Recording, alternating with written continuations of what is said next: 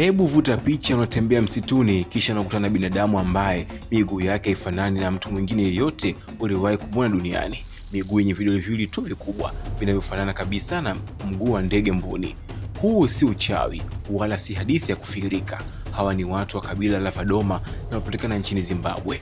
Kabila la Vadoma linaishi kaskazini mwa Zimbabwe karibu na bonde la mto Zambezi kwa miaka mamia na mamia. Wameishi maisha ya kujitenga na ulimwengu wa sasa. Hawalimi sana bali wanategemea kuwinda, kukusanya matunda na kuvua samaki. Lakini nini kinawafanya kuwa gumzo duniani? Ni mtindo wa vizazi vyao. Sehemu kubwa ya jamii hii huzaliwa na ugonjwa wa nadra wa kijenetiki unaojulikana kama Enterodactyly. Hali hii huondoa vidole vitatu vya katikati vya miguu na kuacha vidole viwili tu vya pembeni. Vidole hivi hugeuka ndani na kufanya mguu yao ionekana kama ndege mbuni.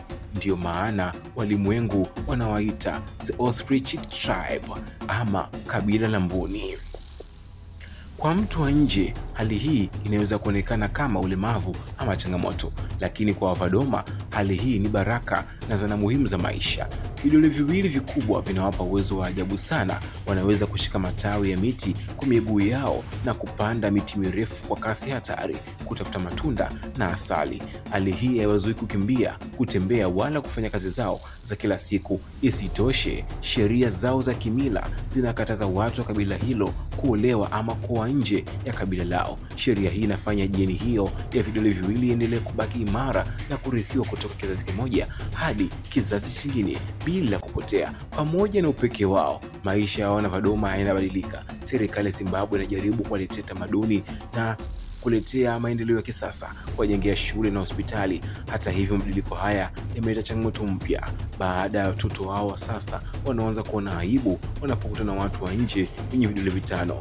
Licha ya changamoto hiyo, wazee wa Vadoma bado wanasimama kidete kuilinda utambulisho wao wa kipekee unaotofautisha na binadamu wote wa kawaida. Maumbile ya kabila la Vadoma yanatufundisha kwamba utofauti wetu ndio unaofanya ulimwengu kwa mahali pa kuvutia. Usisahau kusubscribe, kulike video hii ili usipitwe na simulizi nyingine za kusisimua kutoka pembe dunia. Mimi ni Godfrey Chacha. Hadi wakati mwingine, kwaheri.